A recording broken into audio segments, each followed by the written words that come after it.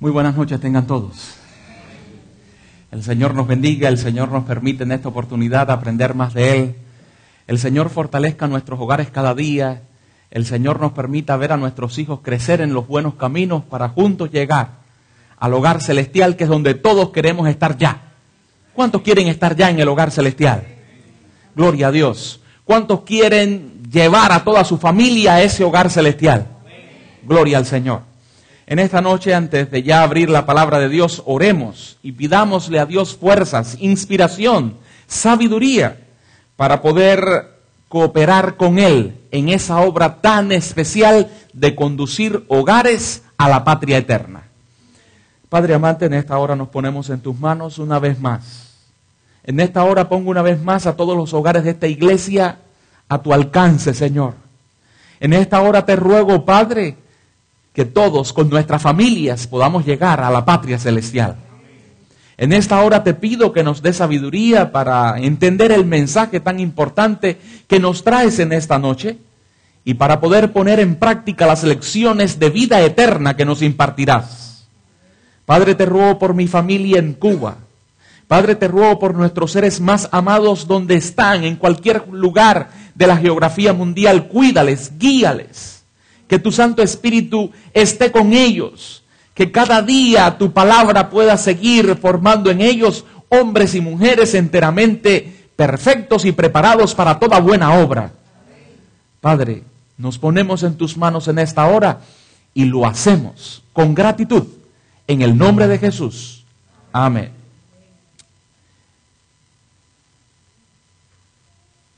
El mensaje de esta noche es un mensaje bien especial. Es un mensaje en el cual vamos a considerar una de las historias que presentó Jesús cuando vino a esta tierra y que más han llegado a impactar a nosotros los seres humanos. Es quizás la historia de Jesús que más se ha presentado desde el púlpito, que más lecciones ha impartido a las personas. Es una historia bien singular que ha llegado a cada corazón de aquellos que la han recibido y de pronto han visto en ella destellos de la obra salvífica de un Padre tan maravilloso y tan amoroso como lo es Jehová Dios, nuestro Padre Celestial. Sin más, les invito a considerar el mensaje de esta noche y, como en todas las noches, el título se deriva de nuestra temática principal. Hoy ordena tu casa como lo haría ¿quién? ¿Qué padre? ¿Cuál padre? ¿Por qué resaltar a un padre y no a una madre? Hoy vamos a ordenar nuestras casas como lo haría el Padre Celestial, Jehová, nuestro único Dios.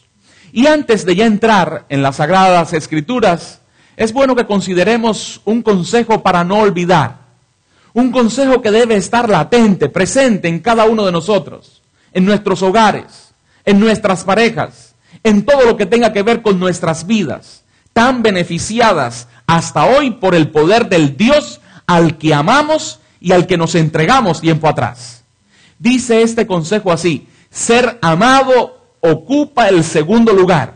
Primero está amar. ¿Quisieran repetirlo conmigo? ¿Todos? Ser amado ocupa el segundo lugar. Primero está amar. Quizás, estoy seguro, no tengo que decir quizás, esto estaba en la mente de un padre que un día recibió una inmensa sorpresa cuando de pronto vio cómo su hijo menor llegó donde él y le hizo un pedido para el que quizás ningún padre esté preparado. ¿Cuál es ese padre? ¿Cuál fue el hijo que se acercó a él? Entremos de lleno ya en el estudio de la palabra de Dios.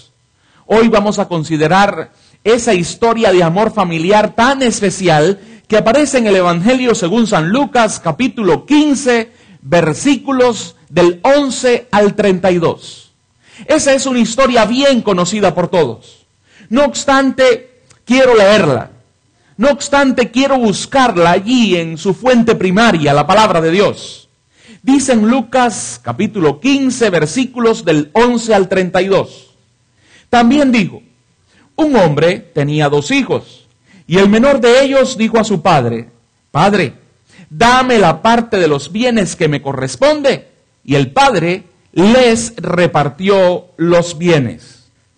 No muchos días después, juntándolo todo, el hijo menor se fue lejos a una provincia apartada y allí desperdició sus bienes viviendo perdidamente.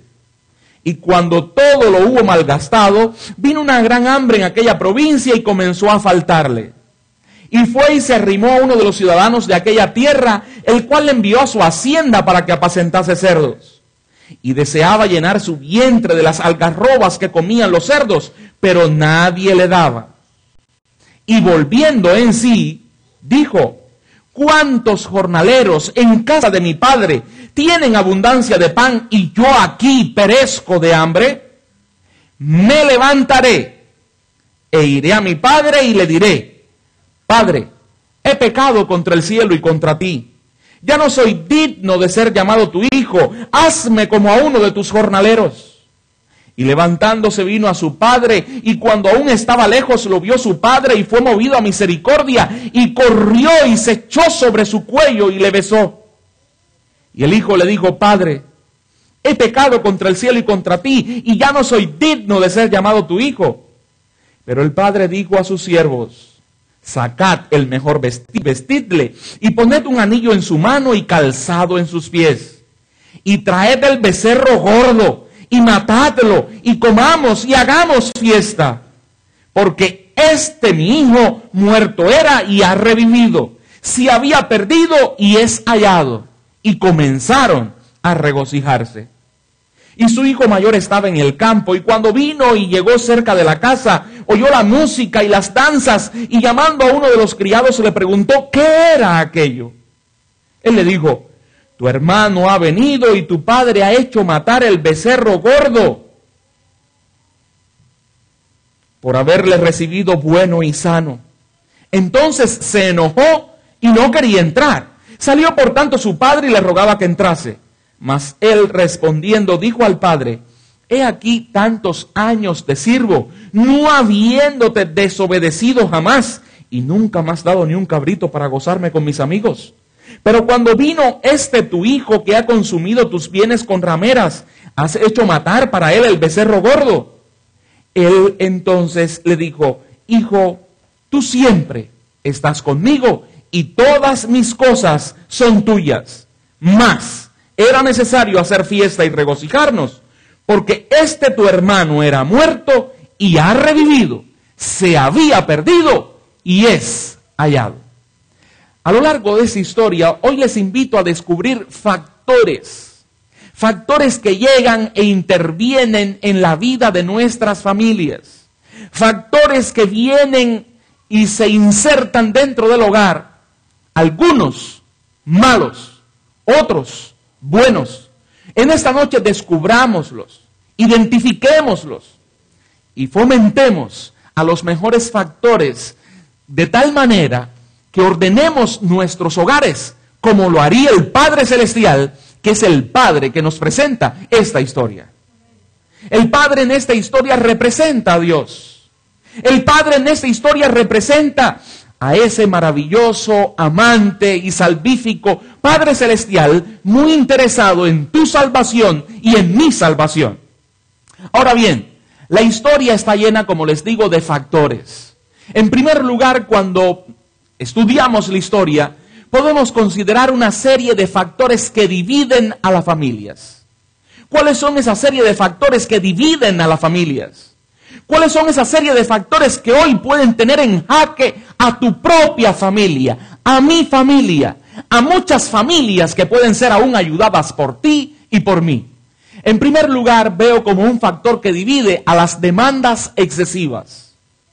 Demandas excesivas. Dice el versículo 12 que el menor de los dos hijos se acercó al padre en vida y le dijo al padre: oye, dame la parte de los bienes que me corresponde. Y dice allí que el padre entre ambos repartió esos bienes. ¿Por qué considero que eso es una demanda excesiva? Por lo general, los hijos heredan a sus padres cuando estos ya no están. Además, si alguien podía reclamar una herencia, era el hijo primogénito, al cual le tocaba una parte extra por ser primogénito y guardián del patrimonio familiar. Pero el hijo menor, A él no le correspondía ese derecho.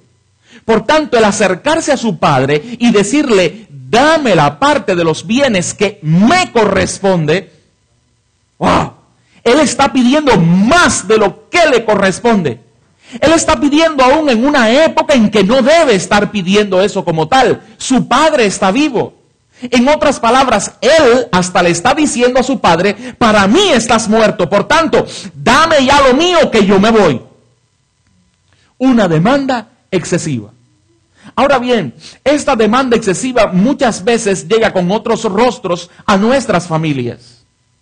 Recuerdo en una oportunidad, un amigo, un hermano, alguien que estudiaba la palabra de Dios, alguien que cada día buscaba a Dios de todo corazón, alguien que creía en la segunda venida de Jesucristo, alguien que aún había liderado por mucho tiempo algunos departamentos en la iglesia donde yo ejercía como pastor. Se me acercó y me dijo, pastor, no aguanto más. Y yo no sabía qué le estaba pasando, porque todo estaba por debajo del telón, como solemos decir. Pastor, ya no aguanto más.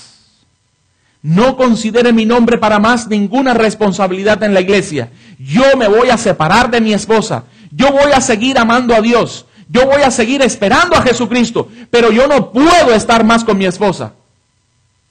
Aquello a mí me tomó de sorpresa porque esa pareja era una de mis principales parejas.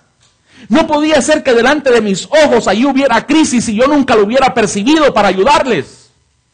Recuerdo que le dije, ¿pero qué pasa? ¿Cuál es el problema? ¿Hay otra persona? ¿Qué ha sucedido? Nunca supe de algo. Y me dijo, no, pastor, no hay una tercera persona, ni por mi parte ni por la de ella, creo yo. No, pastor, todo en nuestra relación es bien, exceptuando que ella me demanda excesivamente, me pide al punto que yo ya no le puedo dar todo aquello que ella me demanda, pastor.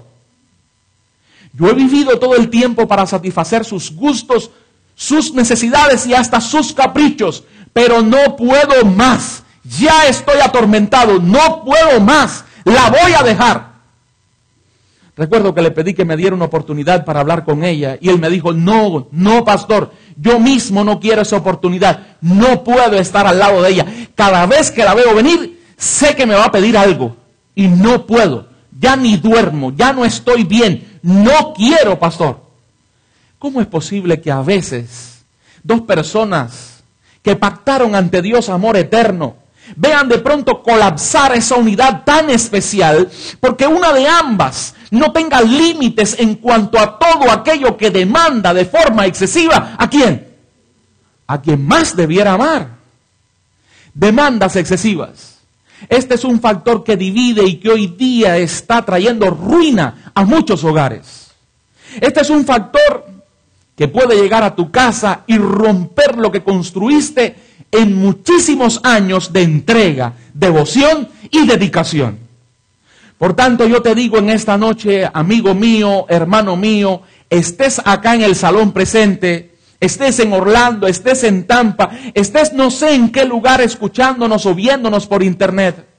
Es tiempo de que si tú has sido uno de los que has practicado las demandas excesivas, pongas un pare, porque perderás tu hogar, perderás tu salvación y perderás a aquellos que más te aman.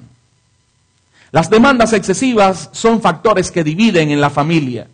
Sin embargo, hay otros también que dividen en el hogar. Apetito por lo desconocido. Dice el versículo 13 que no muchos días después, juntándolo todo el hijo menor, se fue lejos a una provincia apartada. Otras versiones dicen a una provincia desconocida. Y como si era un lugar desconocido, apartado, él lo prefería al lugar conocido, al lugar donde había vivido hasta ahora, al lugar donde él hasta podía demandar de forma excesiva y se le complacía. ¿Cómo? El apetito por lo desconocido es algo que está como que ahí dentro de la naturaleza pecaminosa de cada ser humano. Cuando leemos en la Sagrada Palabra de Dios, vemos desde el inicio a una Eva con apetito. ¿Por qué? Por el fruto desconocido. Pero cuando vamos a lo largo de la historia y observamos y estudiamos la vida de las parejas, vemos con tristeza que en muchas oportunidades uno entre la pareja tiene apetito, ¿por quién? Por una mujer desconocida o por un hombre desconocido. Pero aunque es desconocido, soy capaz de entregarme a él. Soy capaz de... ¿Cómo es posible? ¿Cómo es posible? El apetito por lo desconocido nos puede llevar también a la ruina, como a este muchacho lo llevó a la ruina, lo llevó al hambre, lo llevó a vivir indignamente, lo llevó a perderlo todo. Y este apetito por lo desconocido, que es, como yo decía, como un pequeño bichito que hay en nuestra naturaleza pecaminosa, no tiene fronteras. Puede llegar ¿a cuántas personas? A cualquier persona. Puede llegar al jovencito que ha sido educado y criado en la iglesia. Puede llegar a la pareja que se ha mantenido santa, pura, unida, sin deslealtad entre sí. Fui educado en una familia cristiana. Sin embargo, recuerdo que siempre tuve algo dentro que está identificado en esa frase, en ese factor que divide, apetito por lo desconocido. Lo he contado en otros lugares. Yo recuerdo que desde jovencito, desde adolescente, pero ya nos gusta que nos digan jovencitos, no adolescentes. Yo llegaba todos los lunes a la escuela y allí los muchachos hablaban de que el fin de semana habían estado en fiestecitas, en descargas, y por lo general siempre todo terminaba en que habían tomado lager, que habían tomado cerveza, y qué rica. Y yo en mi interior, que nunca había tomado cerveza, yo decía, ay, yo quisiera tomar eso. Y no había un lunes que llegáramos a la escuela y allí todos ellos narraban, no, porque el fin de semana estuvo bueno y fuimos a tal lugar y a tal lugar. Y siempre el centro de esa alegría, de ese gozo que ellos pregonaban estaba que habían tomado un lager, que habían tomado cerveza, que qué rica estaba la cerveza en ese lugar. Y yo decía, ¿qué sabrá la cerveza? Siempre fui un poquito glotón, un poquito gordito también. Y yo decía, ¿será como un refresco? Será como... Pero yo no me podía imaginar a qué sabía la cerveza. Pero aquello estaba ahí, estaba ahí, estaba ahí. Y ¿saben ustedes? En mi interior un día yo dije, el día que yo trabaje, el día que yo pueda ir a un lugar desconocido donde mis padres no me vean, yo me voy a tomar mi cerveza.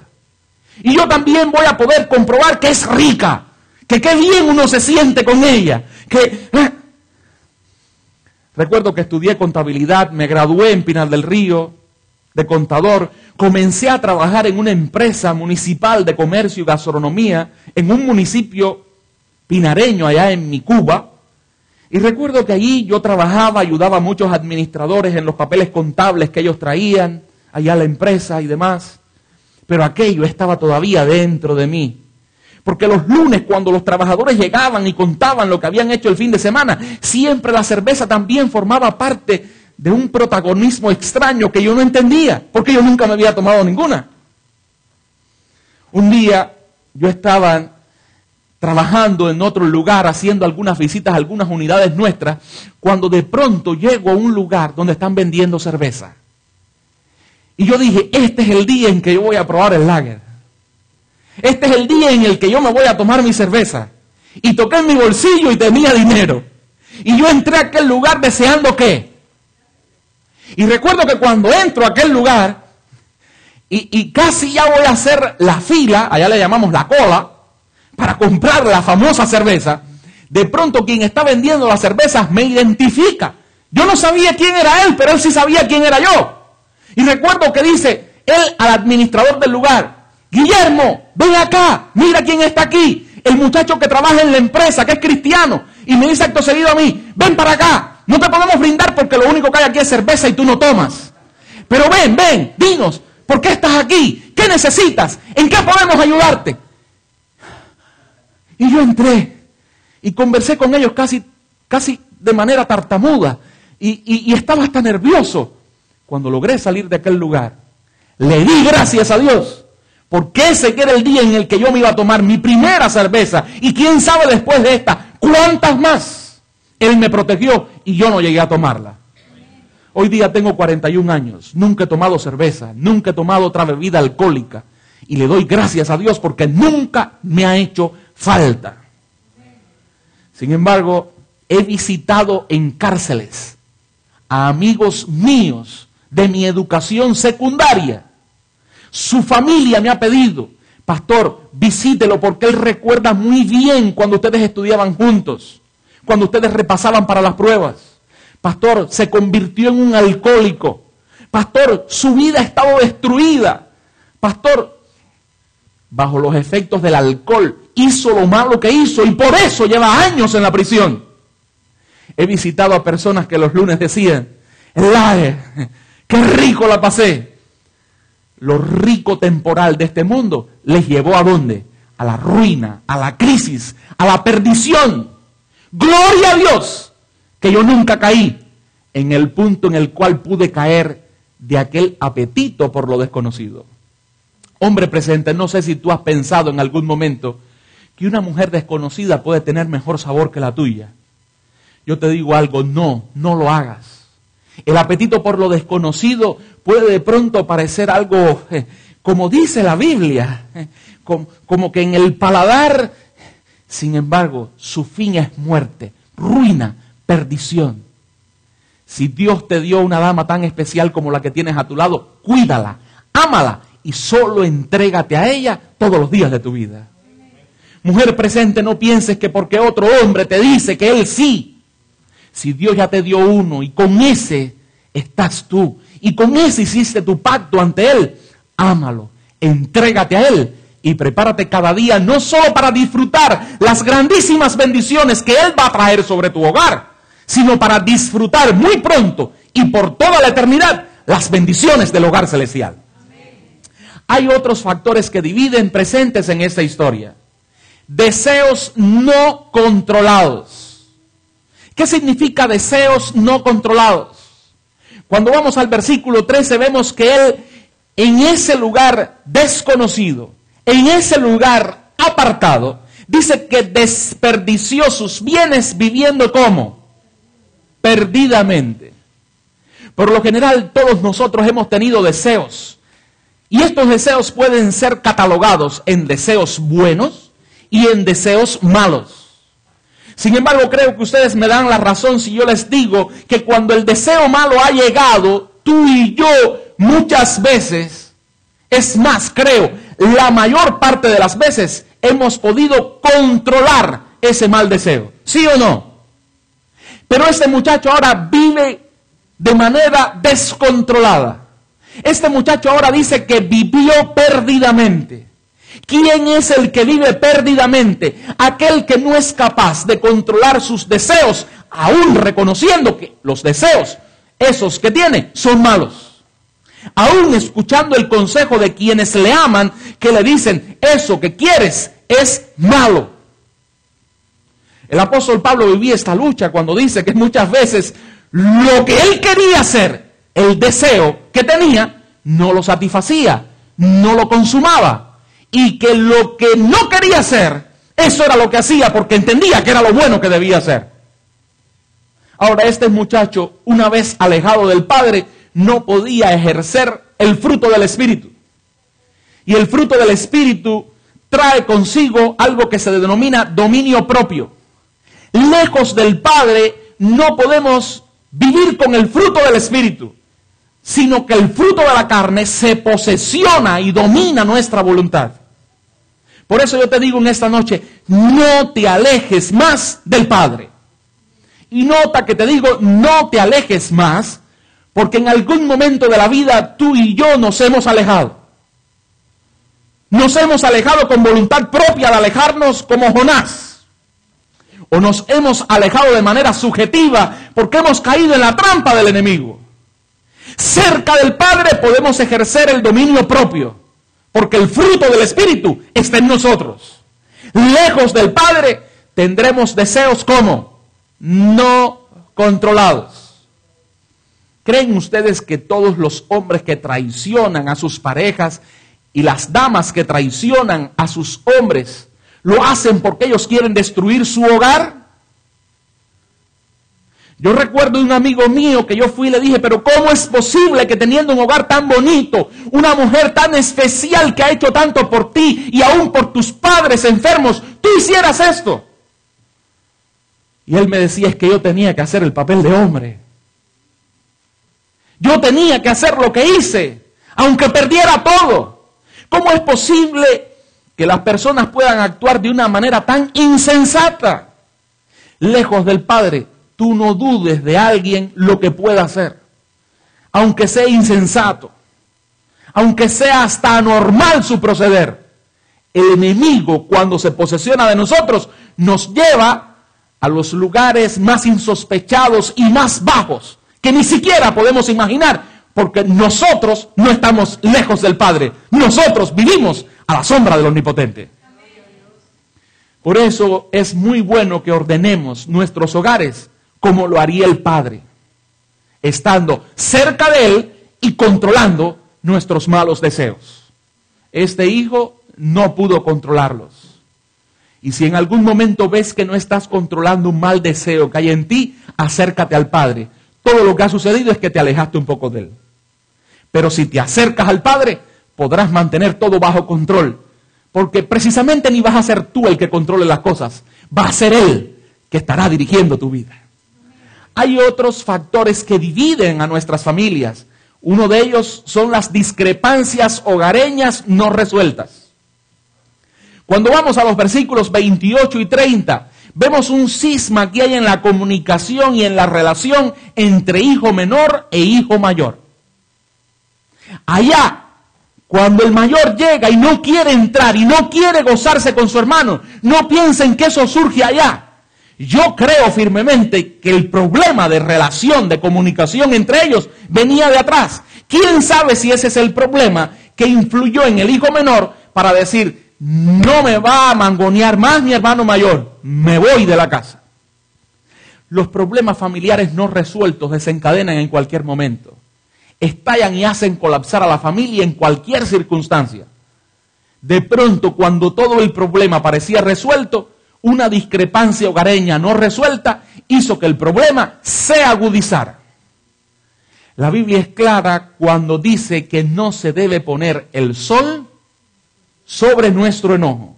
Si cada día cualquier discrepancia, cualquier dificultad, cualquier problema que surge en nuestras familias es resuelto bajo la inspiración y la conducción divina, aún en las crisis mayores seguiremos unidos y seguiremos teniendo como meta la misma meta, el hogar celestial. No permitáis que llegue la noche y llegue el día siguiente y el problema siga sin resolver. No. Es más, hemos estudiado y se nos ha aconsejado que digamos a las parejas que cuando hay un problema entre ellos, no piensen que lo mejor es el silencio, porque tras la siguiente relación sexual ya todo puede ser olvidado y dejado atrás. No. Problema no resuelto, aunque hay una relación íntima que pueda parecer satisfactoria, es problema que sigue latente. Los problemas deben resolverse diariamente, porque aún el concurso del tiempo, bajo el manto del silencio, no los logran resolver. El hermano menor se había ido, había pasado tiempo lejos, desperdició los bienes viviendo perdidamente, regresó, pero el problema seguía latente. Noten que el mayor llega. Él entró, pues yo no entro. Combatamos estos factores que dividen en nuestras familias. Es más, ustedes que de manera tan sabia y valiente han llegado en esta noche bien lluviosa a este lugar, y los que nos están viendo en diferentes lugares, es tiempo ya de que tú y yo seamos factores no que dividen, sino que unifican a la familia. El hermano mayor dividía a la familia. Sin embargo, qué bueno es saber que el Padre, y el tema de esta noche es ordena tu hogar como lo haría el Padre. ¿Qué hizo el Padre para tratar con este factor que dividía? El Padre fue un pacificador. Cuando el hermano mayor le dijo, este tu hijo, el Padre le dijo, no, este tu hermano. Cuando el hermano mayor le dijo, no, porque él, el Padre que le dijo, si todo lo mío es tuyo, pero con él había que celebrar. Entra, celebremos juntos, por favor. El Padre se convirtió en un pacificador. Pero es bueno que tú entiendas algo. El Padre no solo quiere ser Él, el pacificador en nuestros hogares. El Padre quiere contar contigo y conmigo para que seamos también ¿quiénes? Para que seamos también ¿quiénes? Los pacificadores. ¿Qué dice San Mateo capítulo 5, versículo 9? ¿Qué dice esa bienaventuranza tan especial? Bienaventurados los pacificadores, ¿por qué? ¿Por qué? Lean para que ustedes vean por qué son bienaventurados los pacificadores. Lo buscamos en un momento para que todos sientan esa gran bendición y desde hoy nos propongamos ser ¿qué? Pacificadores. La bienaventuranza que te describe y me describe como hijos de Dios es aquella en la cual se nos evalúa como pacificadores, no es otra. Noten que dice ahí en Mateo 5:9, bienaventurados los pacificadores, porque ellos serán llamados hijos de Dios. ¿Quieres ser llamado hijo de Dios? Sé un pacificador. Y comienza a hacerlo ya. Si ves que en casa alguien dice, no, pero aquel, no te brindes como muchas veces suele ocurrir. No, porque, verdad, no sirve para nada. Y ahí ya tú estás fomentando la ruina, la división. No, sé tú igual que el Padre. Recuerda que ese es el desafío de esta noche. Ordena tu casa como lo haría ¿quién? El Padre. Sé tú un pacificador. Pero pasemos a otros factores.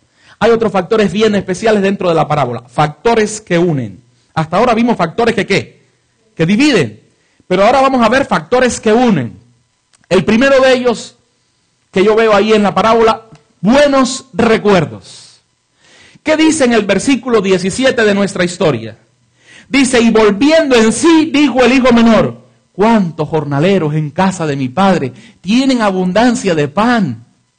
Y yo aquí perezco por falta. Volveré y le diré a mi padre, Padre, de pronto buenos recuerdos de la casa paterna le hicieron a él volver en sí. ¿Creen ustedes que si cuando el hijo recuerda a su hogar, lo recuerda como, ay, si aunque sea yo comiera la raspa que le daban a los jornaleros? ¿Así dice él? No. En casa de su padre hasta los jornaleros vivían bien. En casa de su padre los recuerdos que había eran los mejores.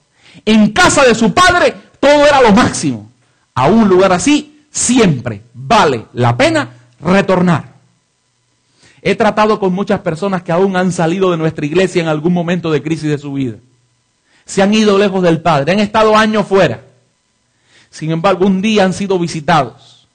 Un día han sido invitados nuevamente. Y el buen recuerdo del amor acá entre los hermanos, de la conducción del Padre en sus vidas, de todo cuando aprendieron acá, cuanto fueron educados en los caminos de salvación, ha hecho que esas personas retornen y se queden para siempre. Hoy día en nuestro mundo, no todo el mundo tiene buenos recuerdos de su hogar. No. Es más, recuerdo en una oportunidad predicándole el evangelio a alguien a quien para honra y gloria de Dios pude traer a los caminos de salvación. Recuerdo que yo le traté de hablar del Padre Celestial como lo máximo. Muchas veces cuando trato de hablarles de Dios a otras personas, uso esa figura familiar, el Padre.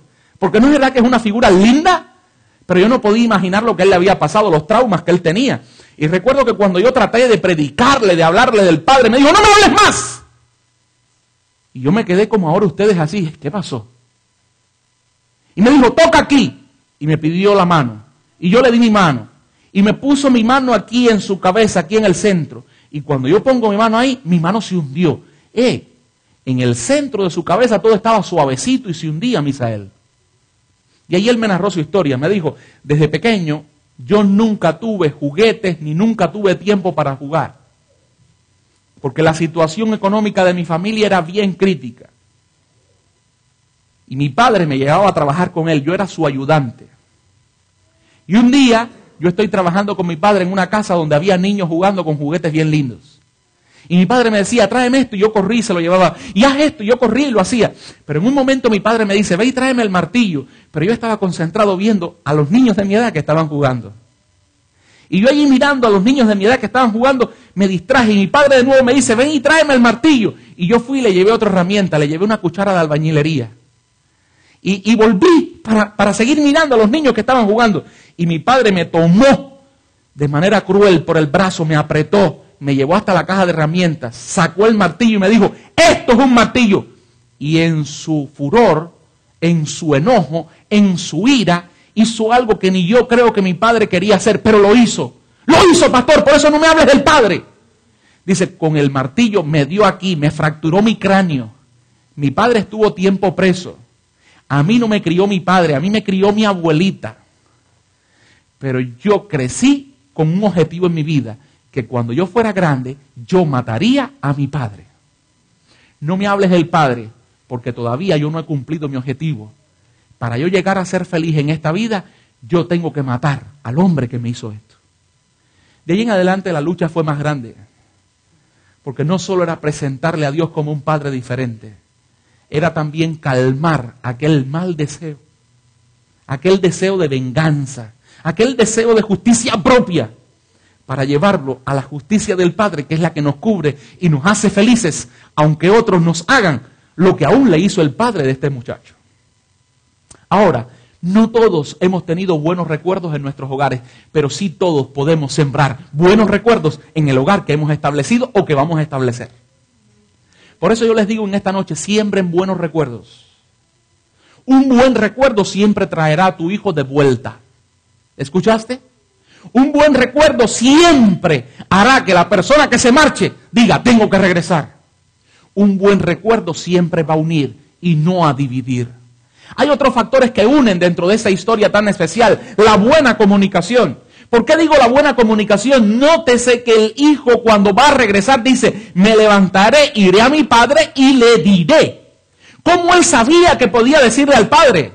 Porque él conocía al padre, él vivió con el padre, él sabía que su padre era un padre que escuchaba.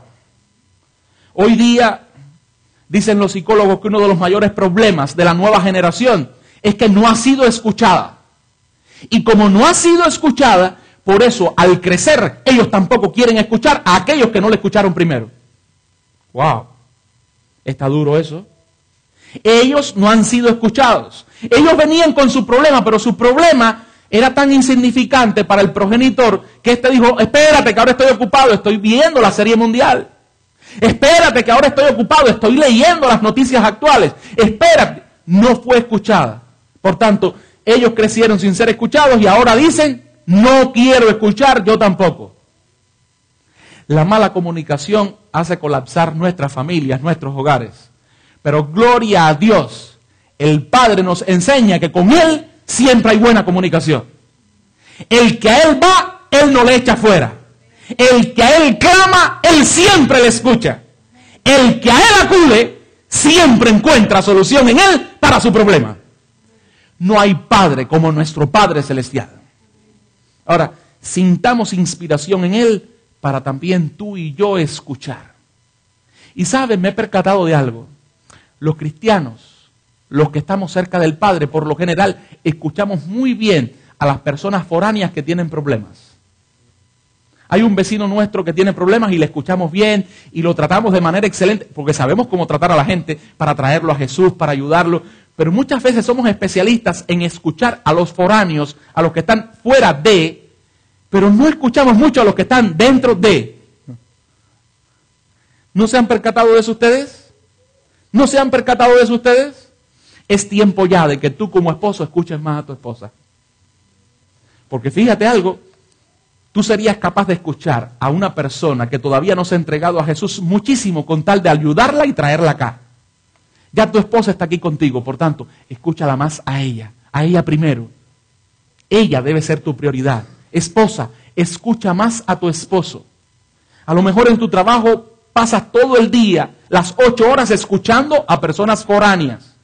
Y lo haces bien. Y lo haces con una sonrisa. Porque si no lo haces así te puede costar el despido. ¿Sabes qué? En tu hogar, el no escuchar a las personas más amadas puede costar también el despido de alguien de la familia. La ruptura de alguien que forma parte especial de tu ser. Escucha más a las personas que están cerca de ti. Y verás cómo tendrás más palabras también para ellos que serán como bálsamo para sus vidas. Hay otros factores que unen. Vamos a verlos. Valores afectivos. Dice que cuando él se levanta y viene de lejos, el padre lo ve y corre. Este es un padre que abraza. Este es un padre que besa. Dicen los especialistas que hoy día hay tantos homosexuales en nuestro mundo porque no han sido abrazados y besados por sus padres. Dicen que las personas tenemos una necesidad vital de ser abrazados y besados por alguien de nuestro propio sexo. Cuando esa necesidad vital la suple nuestro padre, en el caso de los varones, nuestra madre, en el caso de las damas, cuando crecemos ya no tenemos esa necesidad dentro de nosotros y entonces la otra necesidad, la de amar a alguien del sexo opuesto, la podemos desarrollar de manera maravillosa. Pero si mi necesidad de ser abrazado, besado, amado por mi padre no fue satisfecha, puede ser que en la etapa adulta esa necesidad aparezca y entonces yo la busque en otro hombre. ¿Qué cosas? Sin embargo, el padre de la historia era un padre con valores afectivos bien grandes. Vio de lejos a su hijo, corrió, le abrazó, le besó, le apretó y le trató con un cariño tal que el hijo, estoy seguro, jamás pensaría en irse lejos del padre. Es hora de que practiquemos este factor que une también. Otro factor que une, el perdón real. ¿Cómo dice ahí? En esta época tú y yo estamos acostumbrados a reconocer cosas reales y cosas virtuales. ¿Saben qué? Esto al parecer ha permeado en nuestro interior y tú y yo podemos ser capaces de perdonar de forma virtual, pero no de forma real. ¿No han escuchado ustedes mucho a personas que dicen, yo perdono pero no olvido? Ese es perdón virtual. Yo perdono, pero tú allá, yo aquí, ese es perdón virtual. Perdón real es este del Padre. Dice, pero el Padre dijo a su siervo, sacate el mejor vestido y vestidle. Él ya no merecía un vestido. Él ya no merecía zapatos. Los zapatos solo los tenían quienes, los hijos. Y él venía aspirando a ser jornalero. Él ya no merecía anillo. El anillo era la potestad económica para de nuevo tener poder financiero. Él había gastado, él había desperdiciado viviendo indignamente. Pero el Padre perdona de una manera espléndida y real. El Padre perdona como quiere que tú y yo perdonemos también. El Padre le restituyó todo, absolutamente todo. Dice una investigación acerca del perdón hecha por Robert Henry y sus colegas de la Universidad de Wisconsin, que es tan importante el perdón para el tratamiento de las enfermedades emocionales y mentales como lo fue el descubrimiento de la penicilina para el tratamiento de las enfermedades infecciosas. El perdón no solo sana las relaciones familiares, sino que nos sana de las enfermedades que podamos tener. El perdón nos devuelve el bienestar que hemos perdido en las crisis. El perdón elimina el estrés. Tú y yo hoy necesitamos perdonar como perdonó el Padre. Pero también podemos ver en la historia factores que consolidan. ¿Cómo que consolidan? Sí, ya vimos los que unen. Estos ahora consolidan, hacen que esa unión permanezca para siempre. ¿Cuáles son estos factores que consolidan, que aparecen en la historia? Las celebraciones. Dice que el Padre dijo, traigan al becerro gordo, matadlo, hagamos fiesta, busquen músicos. Se buscaron músicos. Dice que el mayor cuando estaba cerca de la casa de allá oyó la música. Las celebraciones. Algunas personas creen que celebrar momentos especiales es malgastar dinero. Hay quienes se han acostumbrado en la vida a malgastar dinero en celebraciones. Pero una buena celebración siempre será un factor que consolidará una relación familiar. Una buena celebración se constituye hasta en un buen recuerdo para el futuro. Y tú y yo podemos celebrar con lo que tengamos. Porque recuerda, Dios nunca espera que tú y yo demos o hagamos lo que no tenemos. Dios siempre cuenta con lo que tengamos. Si tú celebras con tu familia, si tú celebras con tus hijos sus triunfos, tus hijos siempre querrán triunfar. Porque cada vez que triunfen, habrá un motivo para celebrar. Pero si tú solo estás empeñado en mostrarles sus errores y sus fracasos, ellos llegará el momento en que desistirán de querer seguir luchando y esforzarse. Y entonces, ¿qué sucederá? Piensa qué es lo que tú esperas de ellos y comienza a celebrar más. Si el Padre celebró en este momento, el Padre nos enseña que tú y yo, también los momentos especiales, debemos celebrarlos. Actitudes reconciliadoras. Ya hablamos de esto ahorita. El Padre se constituyó en un pacificador y Él espera que tú y yo también seamos pacificadores en nuestras familias. Decisiones firmes. Este es un punto del cual quizás mañana hablemos más. El hijo mayor está presionando al padre. A veces en la familia presiona a la esposa. A veces en la familia presiona el hijo menor. Aquí en esta historia es ¿quién? El hijo mayor está presionando. No, él malgastó con ramera. Y el padre le dice, estaba perdido y se ha encontrado. No, pero él hizo... estaba así. No, este es tu hijo. No, este es tu hermano. No. Y el padre resume cuando le dice, es necesario hacer fiesta y regocijarnos. La presión de un integrante familiar no hace que el padre desista en lo bueno que es necesario hacer. Que la presión de ningún familiar, sobre todo padres presentes, que la presión de nuestros hijos no haga que tú y yo desistamos de decirles que lo bueno es necesario hacerlo y lo vamos a hacer. Lamentablemente hoy día muchos padres no tienen decisiones firmes. Los hijos se percatan y de pronto son los hijos los que toman las riendas cuando no están preparados para hacerlo. ¿Y qué pasa con esa familia? Va lamentablemente a la ruina. Hoy les pregunto, ¿qué se llevan hoy para triunfar? ¿Qué nos llevamos hoy para ordenar nuestros hogares como lo haría el Padre? Llevémonos hoy factores que unen. Llevémonos hoy factores que consoliden. Permitamos a esos factores que unen y que consolidan de pronto abrirse paso en nuestros hogares. Y veremos cómo aún donde había crisis, donde había ruina, ahora hay sanidad, hay salvación, hay restauración. Y tú y yo llevamos nuestros hogares de este mundo pecaminoso, de este mundo a punto de colapsar, a un reino que no terminará jamás, al hogar celestial. Dice el salmista en el Salmo 128, versículos del 1 al 5, bienaventurado todo aquel que teme a Jehová, que anda en sus caminos. Cuando comieres el trabajo de tus manos, bienaventurado serás y te irá bien. Tu mujer será como vid que lleva fruto a los lados de tu casa. Tus hijos como plantas de olivo alrededor de tu mesa. He aquí que así será bendecido el hombre que teme a Jehová. En esta noche te digo, bendígate Jehová desde Sión y veas el bien de Jerusalén y de tu hogar todos los días de tu vida. La última pregunta. ¿Cuántos creemos que podemos ordenar nuestras casas como lo haría el Padre? Gloria a Dios. Pongámonos en pie.